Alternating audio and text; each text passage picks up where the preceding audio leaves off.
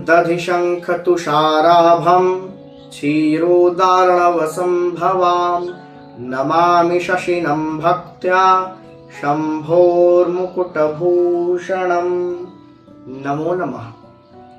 सज्जनों, हम सभी ने पूर्व के संस्करण में जाना था कि द्वादश भावों में विद्यमान होकर भगवान भास्कर हमारे जीवन पर क्या प्रभाव प्रदान करते हैं। आज के संस्करण में हम सभी जानेंगे कि लग्नस्थ चंद्रमा हमारी जीवन शैली एवं जीवन चरित्र पर क्या प्रभाव प्रदान करते हैं। तो आइए हम सभी जानते हैं।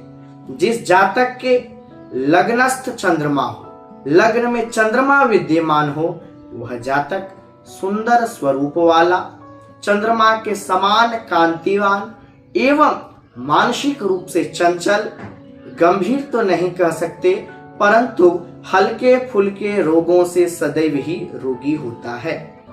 ऐसे जातक के विषय में आया है कि इन्हें जल से भय प्राप्त होता है, अर्थात जातक को जल से सदैव बचना चाहिए, जल से बचने का प्रयास करना चाहिए। क्योंकि जैसे जैसे इनकी अवस्थाएं बढ़ेंगी, बाल्यावस्था से युवावस्था एवं युवावस्था से वृद्धावस्था, इन्हें जल से लगाव होने लगेगा। ये बचने का प्रयास करेंगे परंतु लग्नस्थ चंद्रमा इन्हें बचने नहीं देगा और इसी कारण से इन्हें हानि भी हो सकती है। इसलिए जातक को जल से बचना चाहिए। ऐसे जातक के विषय में आया है कि यह अपने जीवन में 15वें वर्ष में अत्यधिक यात्रा करेंगे। इनके जीवन का जो 15वां वर्ष होगा वह ज्योतिष शास्त्र के अनुसार यात्रा वर्ष भी हो सकता है, यात्रा काल भी हो सकता है, क्योंकि उस वर्ष वो अत्यधिक यात्रा करेंगे। देश विदेश में इनके पर्यटन का, यात्रा का शुभ योग संयोग कुंडली में लग रहा है।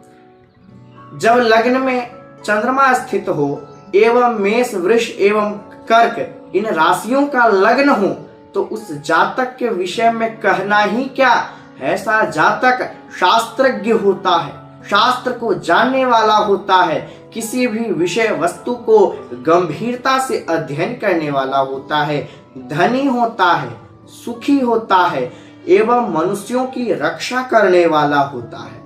यह जन्म से ही ऐसे जातक के अंदर अंतर्निहित स्वभाव होता है, जन्म से कि मनुष्यों के ऊपर प्रभुत्व करे, अर्थात मनुष्यों की रक्षा तो करेगा ही परंतु इसे अपना प्रभुत्व बनाने का भी एक प्रयास रहता है। ऐसे जातक की वाणी बड़ी ही मधुर होती है परंतु बुद्धि विकृत भी होती है। ऐसा जातक शरीर से कोमल होता है, इसे सुई की नोक से भी शरीर में पीड़ा हो सकती है, कष्ट की अनुभूति भी हो सकती है। इसीलिए ज्योतिष शास्त्र ने इसे सुकोमल भी कहा है। ऐसा जातक तेजस्वी होता है एवं ओजस्वी भी होता है।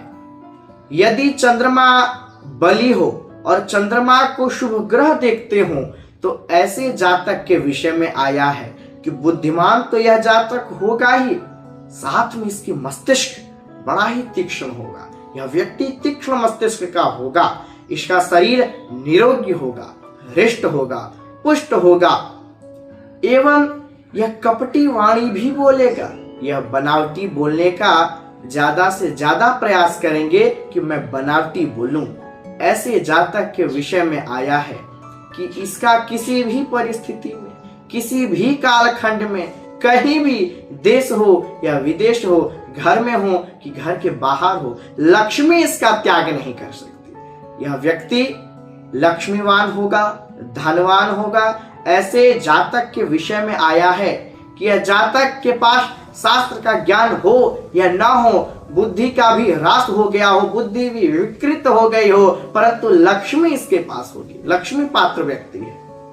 और हाँ, यदि लग्नस्थ चंद्रमा हो और लग्न का स्वामी लग्नेश नीचस्थ हो, बली ना हो, उसे अशुभ ग्रह देखते हो तो उस जातक के पास बुद्धि, वैभव, समृद्धि, ज्ञान विज्ञान सब कुछ होने के पश्चात भी वह जातक निरोग नहीं हो सकता।